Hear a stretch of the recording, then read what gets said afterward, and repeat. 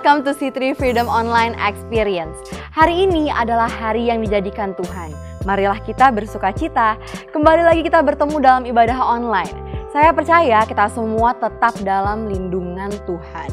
Sebelum beribadah, mari saya ajak kita mendengarkan informasi-informasi berikut ini. Mari join live group yang sesuai dengan minat Bapak Ibu Saudara. Karena dalam live group kita dapat bertumbuh bersama, berbagi hidup, dan banyak keseruan-keseruan di dalamnya. Nah, dalam kondisi pandemi ini, kami juga masih mewajibkan live group untuk bertemu dalam Zoom online. Bapak Ibu bisa memilih sesuai minat dan keterangan di bawah ini.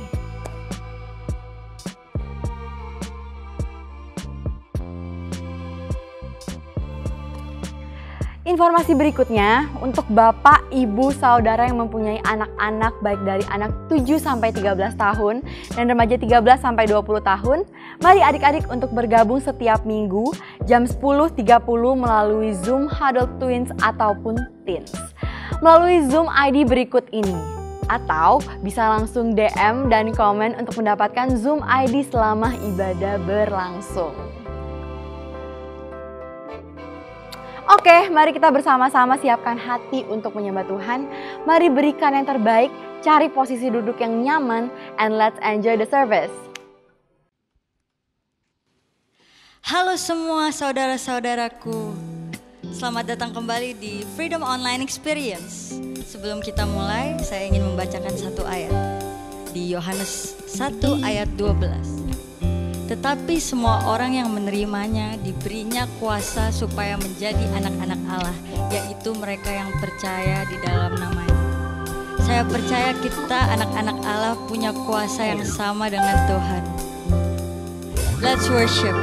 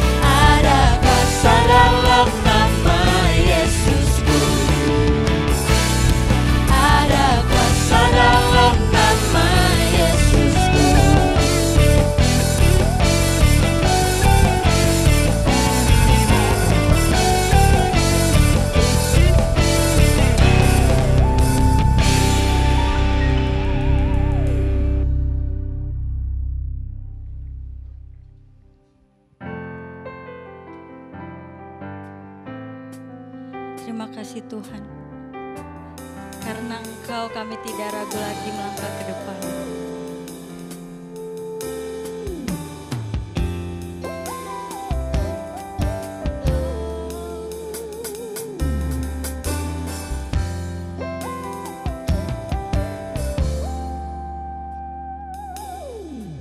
Saat mataku memandang keajaiban karya-Mu,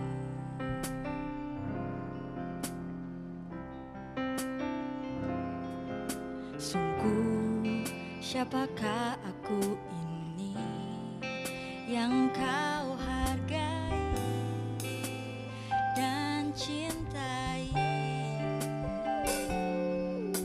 Selalu dan saat ku pikirkan kebaikan-Mu, tak pernah ku kekurangan.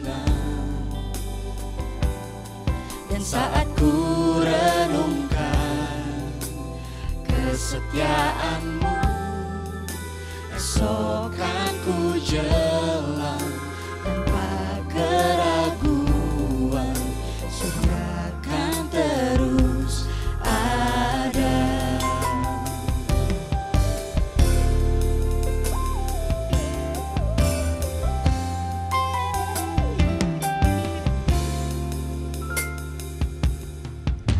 Saat mataku memandang keajaiban karya-Mu,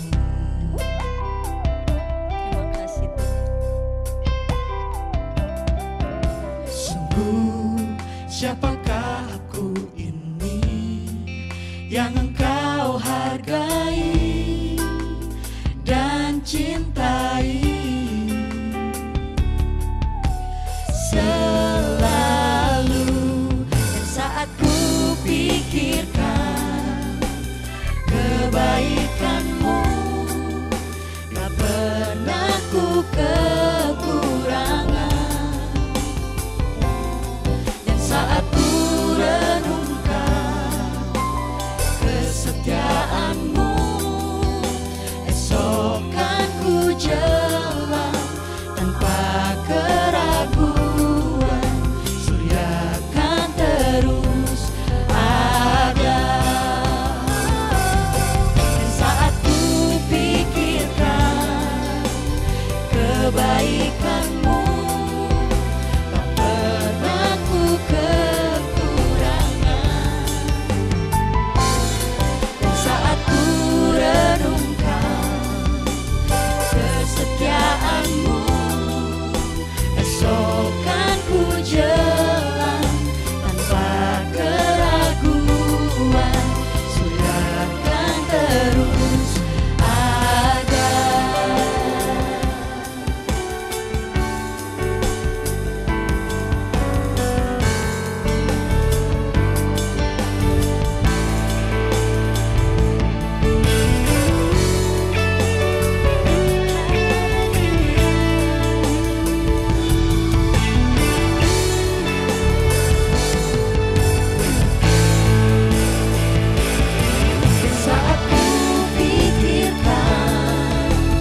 kebaikan-Mu,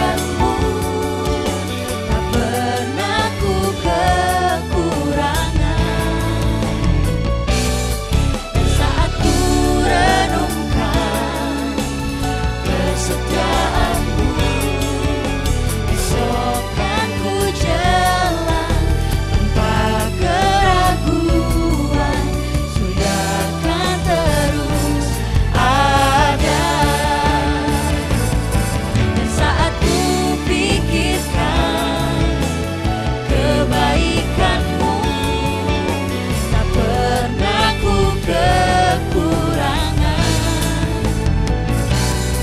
Dan saat ku renungkan kesetiaan-Mu, esok kan ku jalan tanpa keraguan, Surga kan terus ada.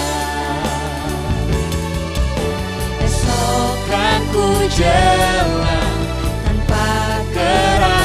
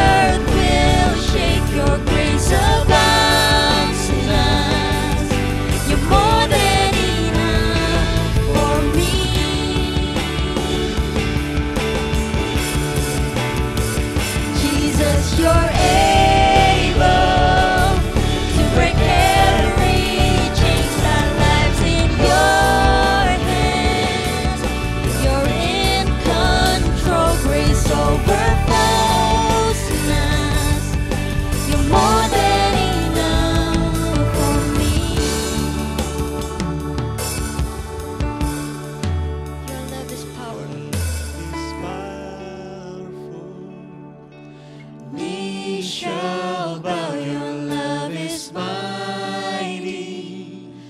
The earth will shake, your grace abounds in us. You're more than enough for me. Thank you, Jesus. Jesus, you're able to break every chain. My life's in your hands. You're in control. Grace overflows in us. You're more than enough for me.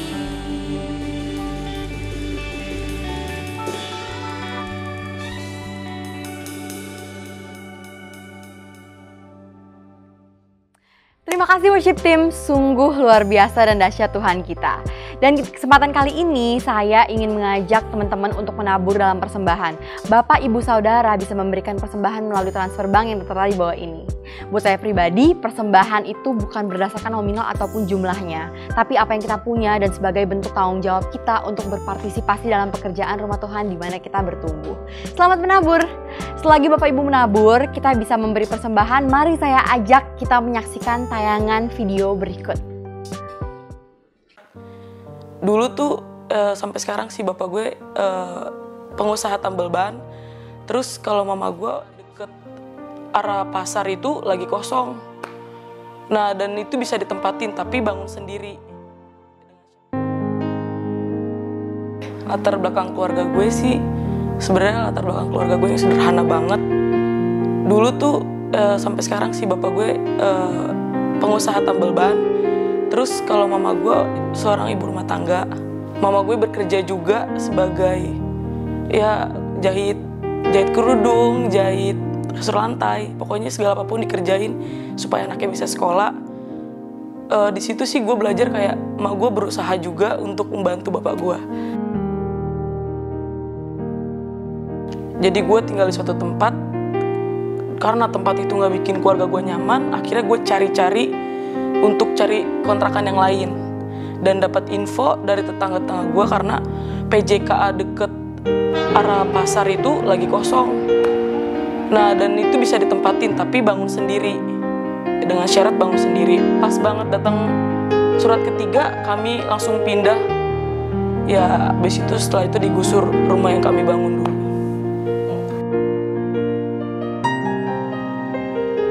Setelah gue lulus SMK, gue nggak ada kepikiran sama sekali untuk kuliah karena gue di masa SMK aja, bapak gue udah biayainnya terlalu berat. Nah, saat itu gue setelah lulus SMK langsung bekerja 1 tahun di restoran. Setelah itu gue tetap pelayanan di gereja, tapi yang masih bolong-bolong. Tapi Tuhan bilang, taat, suruh taat. Akhirnya di situ gue bisa kuliah, disupport sama gereja. Karena Tuhan kasih tahu jangan takut, jangan khawatir, karena pasti lu bisa kalau emang lu niat. Jadi sampai sekarang gue ini masih ngejalanin skripsi semua karena Tuhan.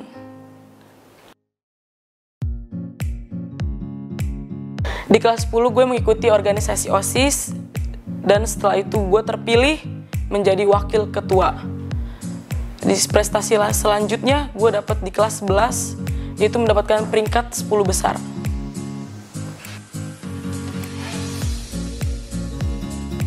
Harapan gue dan cita-cita gue ke depan, setelah gue lulus kuliah, gue bisa bekerja di suatu media sebagai videografer dan fotografer.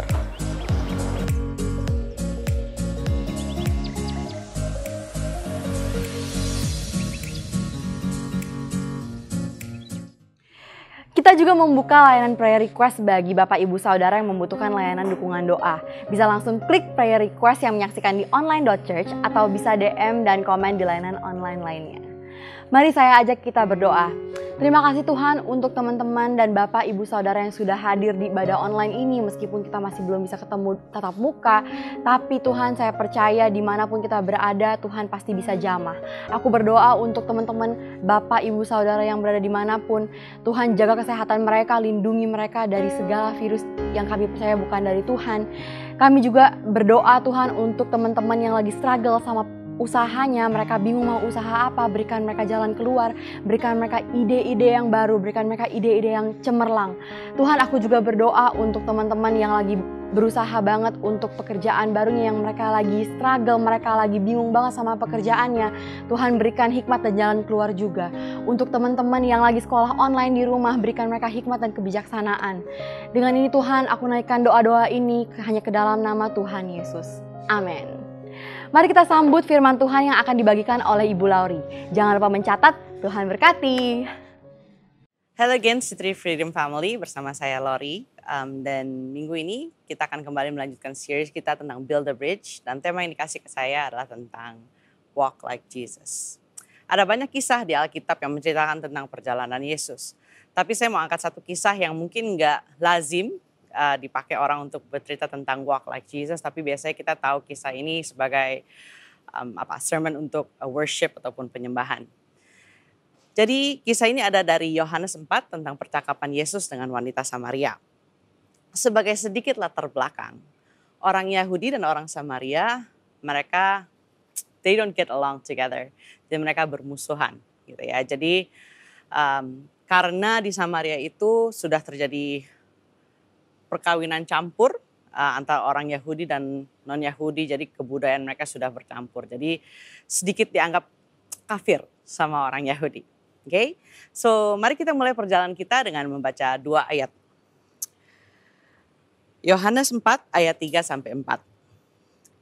Ia pun meninggalkan Yudea dan kembali lagi ke Galilea.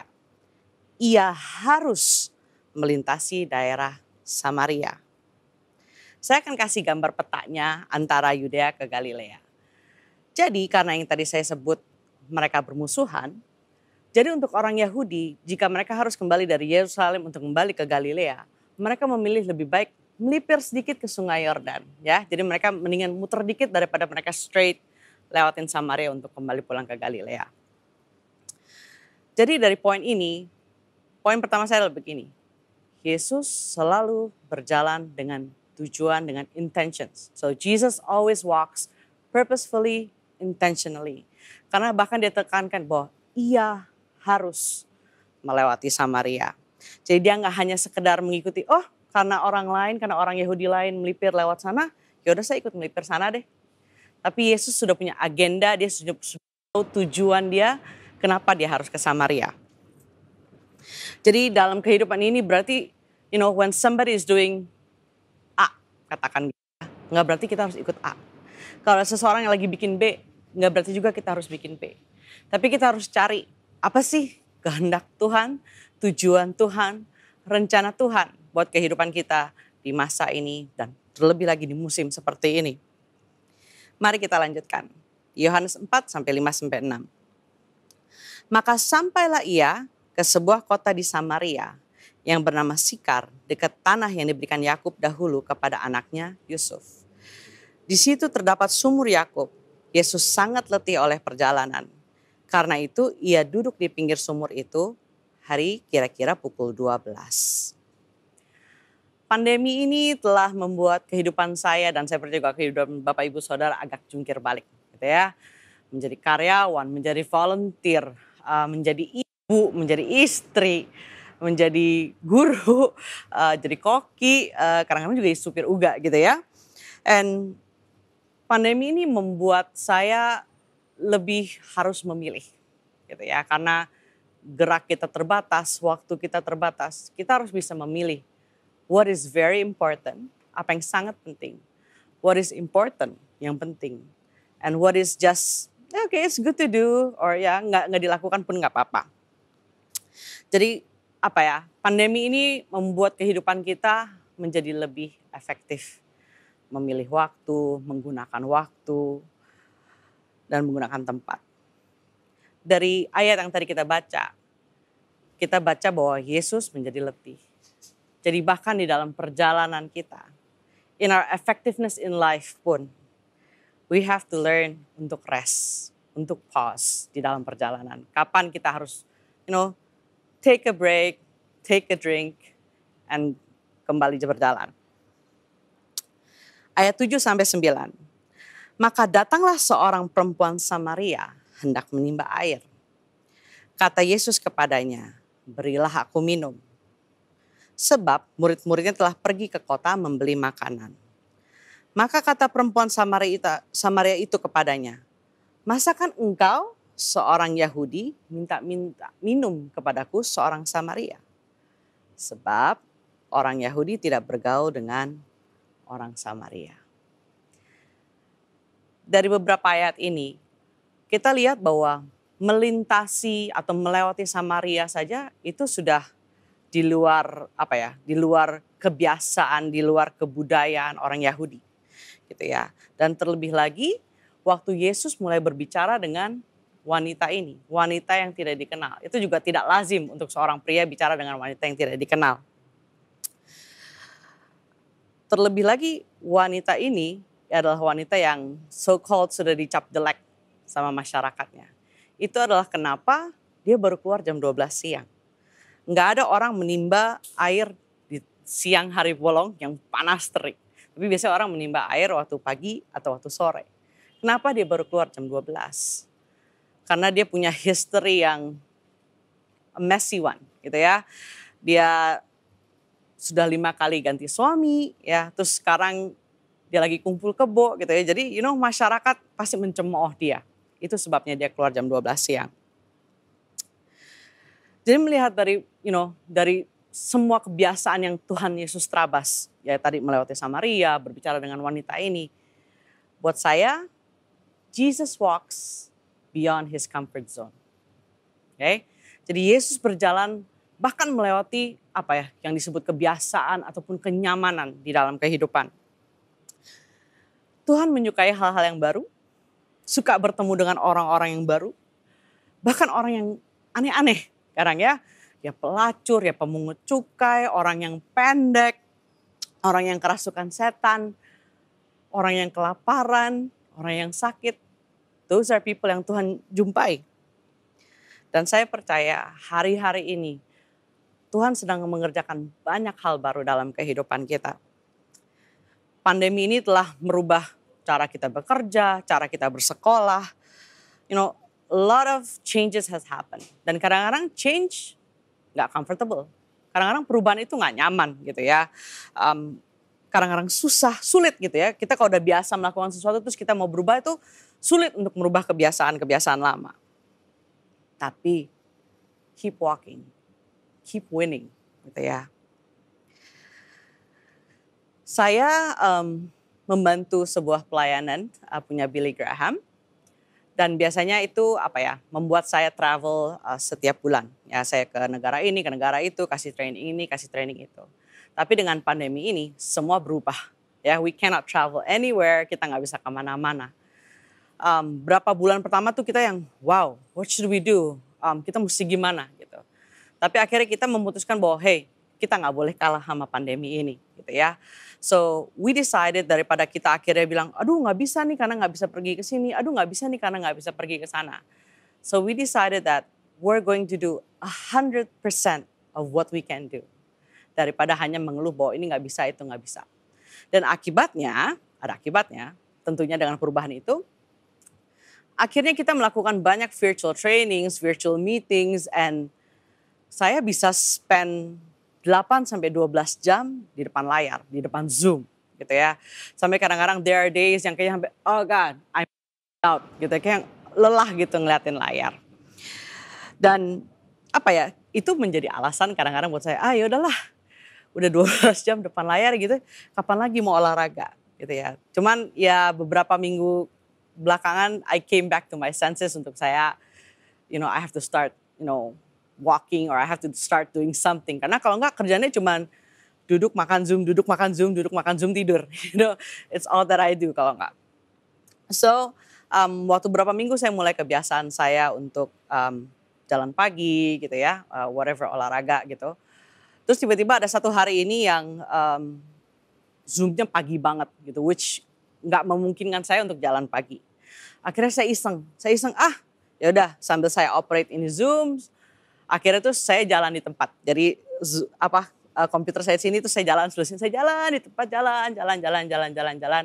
And basically saya bakar the same calories kalau saya jalan pagi gitu ya, saya tetap jalan di tempat gitu. Effortnya sama gitu ya, jaraknya bisa dibilang sama karena langkahnya tetap sama. Tapi tiba-tiba saya tersadar begini, saya keluarin effort yang sama, upaya yang sama, waktu yang sama, dan saya juga berjalan sih. Orang kalau lihat saya, oh iya saya lagi jalan. But actually saya lagi berjalan di tempat. Kadang-kadang dalam kehidupan ini kita nggak mau keluar dari zona nyaman kita. Jalan, kita kayaknya berjalan, tapi we're just berjalan di tempat. Kita menjadi stuck di satu tempat, kita menjadi stagnan di situ. While others, mereka udah berjalan, forward kemana-mana. Tapi kita cuman, karena we just want to stay comfortable in our own place. Kan ceritanya saya nggak mau keluar dari kamar ya, karena lagi sambil Zoom. So I just stay comfortable there, and akibatnya saya cuma diam di tempat. So it's time, kita harus berani untuk kita keluar dari comfort zone kita. So melanjutkan cerita kita tadi di Yohanes 4. Akhirnya Yesus menawarkan air hidup kepada wanita ini dan wanita itu pun heran. Bang, gimana cara Yesus bisa kasih air, timba aja gak punya gitu ya. Sembari Yesus menawarkan air hidup, Yesus menyadarkan wanita ini akan dosa-dosanya. Tapi kadang saya heran sih. Mungkin kalau saya yang digituin ya, saya udah marah, udah malu kali ya. Bagaimana Yesus bisa mengatakan, oh ya kamu kan begini gitu ya. Tapi wanita ini, dia malah berespon sangat positif gitu ya. Dia malah gembira karena dia telah bertemu seorang nabi. So I question, Tuhan, kira-kira waktu Tuhan ketemu wanita ini, intonasi Tuhan seperti apa ya? How did you say it, God? Sampai dia gak merasa tersinggung gitu. And I believe, nada Tuhan itu selalu penuh kasih dan bukan penghakiman. So the next point is, Jesus walks with compassion, with love, dengan belas kasih. He loves the lost, He loves the sinner. Jesus loves us too much. Tuhan terlalu sayang sama setiap kita untuk membiarkan kita di tempat, stuck where we are. Wanita ini dia kayak lupa gitu ya bahwa tadinya tuh dia malu ketemu warga gitu ya, malu ketemu orang lain. Dia kayak lupa dan tiba-tiba she went off to the city, terus dia bisa bilang, hey di situ ada Kristus, hey di situ ada Mesias. Somehow, some way, saya nggak tahu bagaimana Tuhan melakukannya. Tapi waktu Tuhan menyadarkan dia, waktu Tuhan menerima dia lupa sama masa lalunya dan dia merasa terbebas dari semua tuduhan-tuduhan penghakiman yang ada dalam kehidupan dia. So I believe compassion is contagious. Gitu ya. Yohanes 4 ayat 39. Dan banyak orang Samaria dari kota itu telah menjadi percaya kepadanya karena perkataan perempuan itu. Yang bersaksi, ia mengatakan kepadaku segala sesuatu yang telah kuperbuat. So compassion itu bisa spread out to a lot. Senin kemarin kita pas home base kita lagi bahas. Kita hanya bisa melayani orang lain, menolong orang lain dari kelimpahan. Kita nggak bisa melayani dari kekurangan. Kita harus melayani dari kelimpahan. Kelimpahan akan pengenalan dan pengalaman akan kasih Kristus dalam hidup kita. Karena goal dalam kehidupan kita adalah keserupaan dengan Kristus. Bukan hanya menjadi orang kaya, orang sukses, orang terkenal. Bahkan all those gains Paul counted as losses dibanding pengenalan dia akan Tuhan. Itu ada di Filipi 3 ayat 7-8. Tetapi apa yang dahulu merupakan keuntungan bagiku, sekarang kuanggap rugi karena Kristus. Malahan segala sesuatu kuanggap rugi karena pengenalan akan Kristus Yesus Tuhanku lebih mulia daripada semuanya. Oleh karena dialah aku telah melepaskan semuanya itu dan menganggapnya sampah supaya aku memperoleh Kristus. Kenapa sepanjang bulan ini waktu kita ngomong soal build a bridge, kenapa we talk about serve like Jesus, love like Jesus, connect like Jesus, walk like Jesus.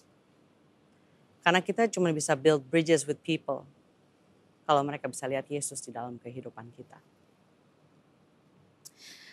Now I'm coming to the last points dari kisah yang sudah kita baca. Di ayat 40 sampai 41. Ketika orang-orang Samaria itu sampai kepada Yesus, mereka meminta kepadanya supaya ia tinggal pada mereka. Dan ia pun tinggal di situ 2 hari lamanya.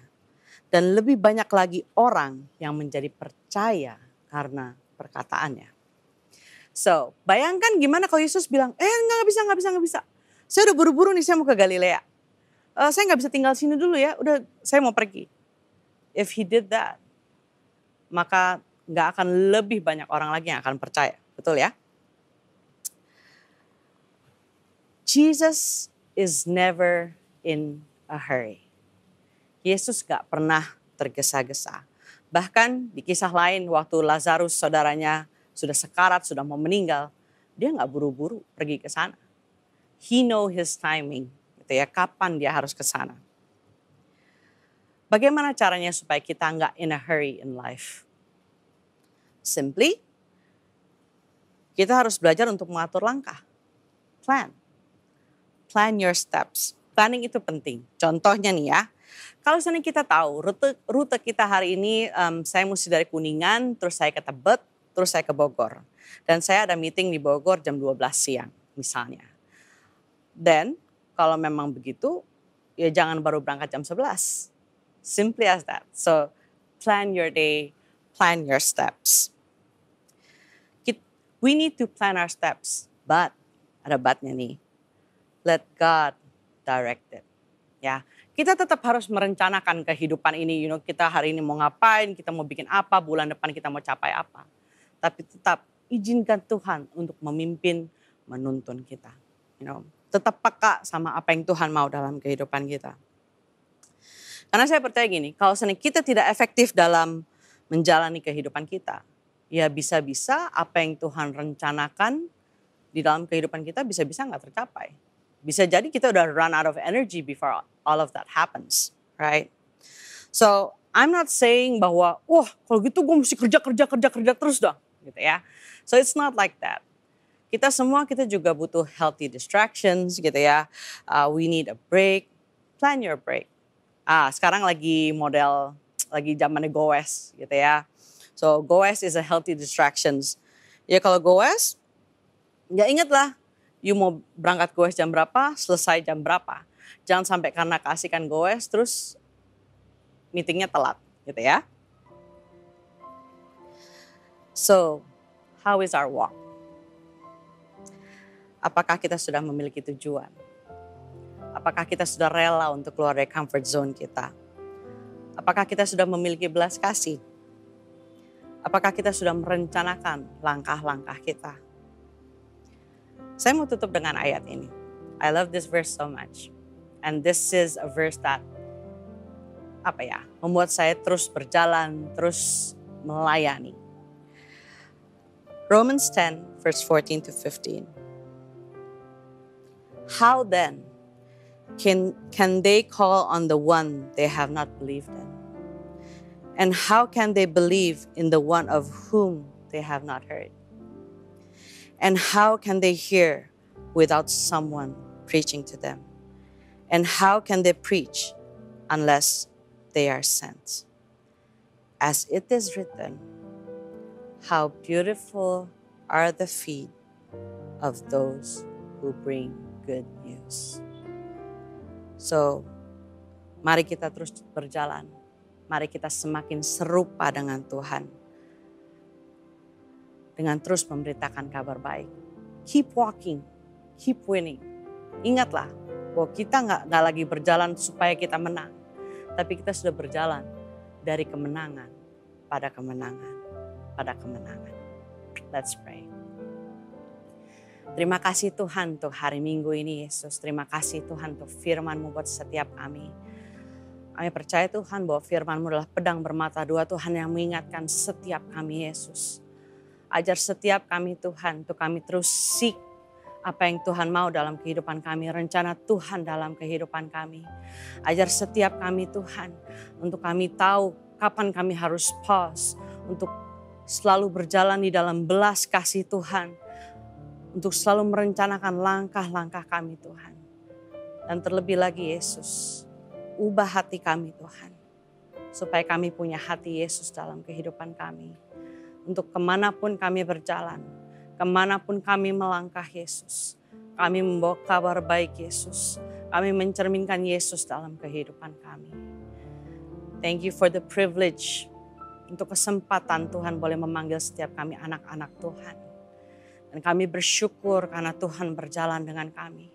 Tuhan selalu beserta dengan kami di setiap keadaan, di setiap musim kehidupan kami.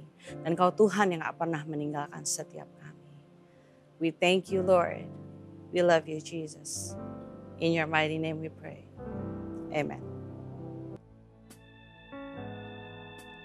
Kau yang berkuasa surga bumi kan menyembah Yesus Raja segalanya. Kau yang berdaulat surga bumi kan menyembah Yesus Raja selamanya. Kau yang berkuasa surga bumi kan menyembah Yesus Raja segalanya. Kau yang berdaulat surga bumi kan menyembah Yesus Raja selamanya. Kau yang berkuasa surga bumi kan menyembah Yesus Raja segalanya. Kau yang berdaulat surga bumi kan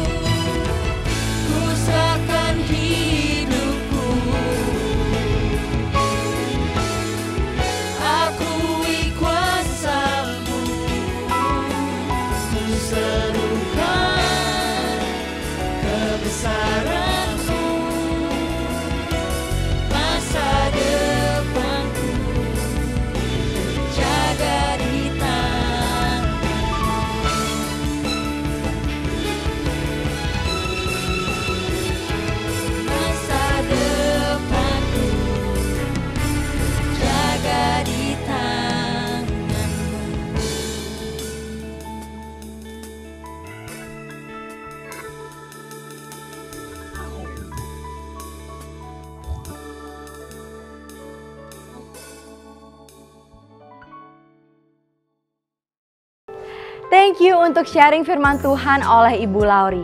Kita belajar untuk mengerti bahwa Tuhan Yesus berjalan dengan tujuan dan tidak tergesa-gesa dan selalu dengan belas kasihan.